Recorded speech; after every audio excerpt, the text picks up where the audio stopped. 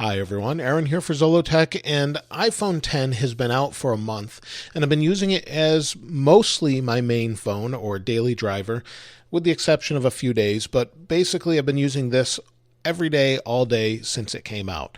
And I have a few things that I've found that I don't like about it, but for the most part it's pretty positive. And the first thing is its design. Its design is something you're either going to love or hate from what I'm seeing on Twitter and YouTube comments, things like that. I actually like the notch design, and some people think I'm crazy for that, but I like the notch in that it makes the phone itself look unique. So you don't see too many phones other than the Essential phone with a notch in its display. And the perfection of the way the screen goes around and it just sort of disappears to the notch. There's no pixels, nothing. It just stops. And I like the way that looks. It looks pretty unique on web pages. And as you scroll, you'll see it go all the way to the notch there. And if I zoom in, it's not really noticeable here. It just kind of disappears after you're using it for me. And when you go to a photo, this is where it's good and bad. So if I rotate it here, you'll see if I go to the photo itself, it just disappears because the photo's not that wide. But if I zoom in, it interferes with the photo itself. So you will have to move it out of the way. But I like the way the display goes right to the edges, and it just looks really unique, and it looks fantastic for the most part.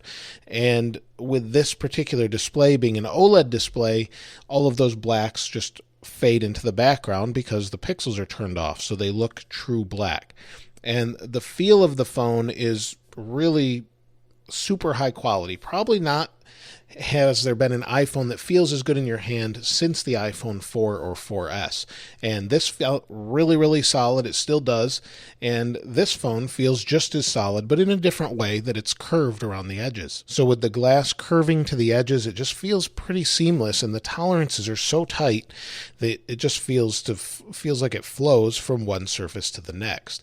The camera bump is really well machined. Everything's super precise, and it just looks really, really good as far as the quality goes and the build of it overall. The buttons are super clicky and solid.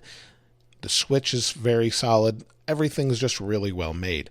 And we've seen this with iPhones before, but this one just feels like it's on a different level, in my opinion.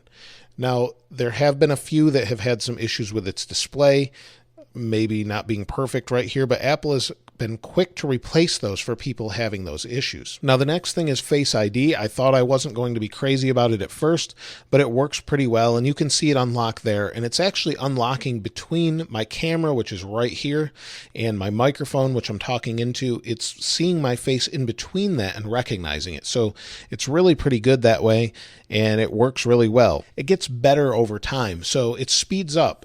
So if you don't remove your face from it or swap it with someone else, over time it learns what you look like, and it gets faster and faster, and it really just kind of fades into the background, and it's something that you forget about, and it just works. And that part I really appreciate.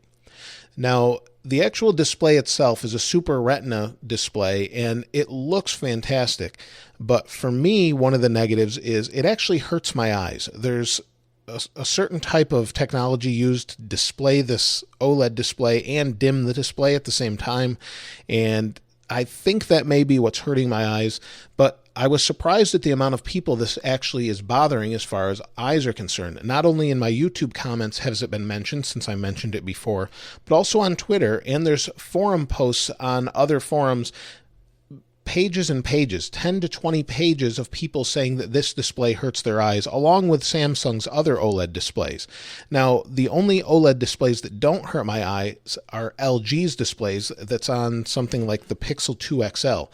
While it may not look as good as this display, it doesn't hurt my eyes because it uses different technology, and maybe there's something to that. I'm not sure what that is, so if you haven't picked one of these up yet and you're sensitive to light, you may want to look at this, because I actually switched back for a couple days to see if it was just me or what, but I switched back to this phone, which has an LCD that looks really good, for a few days, and my eyes seemed to bother me less. They were less strained or stressed, and many people are saying that this display does that to them.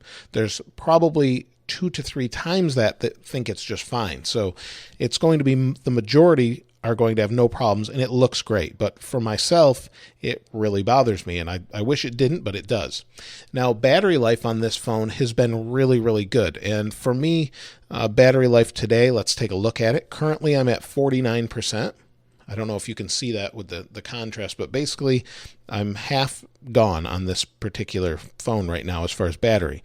And it's been used 4 hours and 48 minutes and 12 hours and 46 minutes of standby. So the battery, you could essentially double that almost, so a good 8 hours to 9 hours of battery life.